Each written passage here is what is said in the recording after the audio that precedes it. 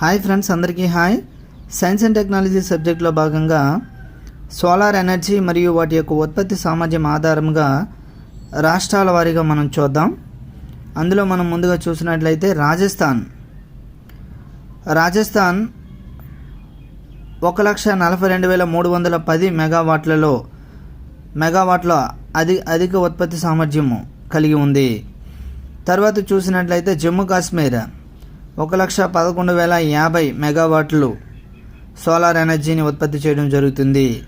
తర్వాత మనం మహారాష్ట్ర చూసినట్లయితే మహారాష్ట్ర 64,320 మెగావాట్లు. తర్వాత మధ్యప్రదేశ్ 61,660 మెగావాట్లు.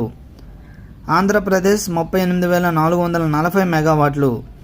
గుజరాత్ 35,770 మెగావాట్లు ఉత్పత్తి చేస్తుంది. హిమాచల్ ప్రదేశ్ 33,840 మెగావాట్లు. ఒడిశా